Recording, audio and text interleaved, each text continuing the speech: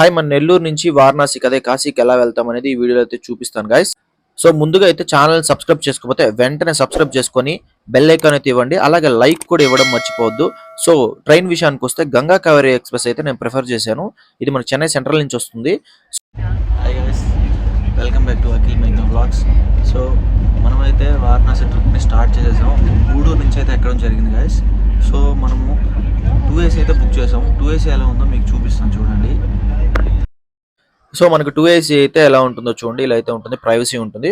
So వారణాసికి ఈ ట్రైన్లోనే ఎందుకు వెళ్ళాలి అంటే నెల్లూరు నుంచి మిగిలిన ట్రైన్స్ అన్ని కూడా నైట్ 11, 12, 1 o'clock అయితే దింపుతాయి. ఈ ట్రైన్ అయితే ఎర్లీ మార్నింగ్ 4:35 లోపల అయితే మనకి వారణాసి స్టేషన్ లో అయితే దింపుతుంది. రైల్వే స్టేషన్ లో దిగిన వెంటనే మనకైతే బయట ఎలక్ట్రికల్ ఆటోస్ అయితే దొరుకుతాయి. వాటితో కొంచెం బార్గెనింగ్ అనేది చేసుకున్నట్లయితే మేమైతే 150 రూపీస్ ఇచ్చాం రూమ్కి వెళ్ళడానికి. ట్రాఫిక్ ఉండదు కాబట్టి చాలా ఫాస్ట్ తీసుకెళ్తాడు. మేమైతే హోటల్ బాలాజీ ప్యాలెస్ తీసుకున్నాం. మరిన్ని వీడియోస్ వస్తున్నాయి. ఛానల్ సబ్స్క్రైబ్ చేసుకొని లైక్ చేయండి.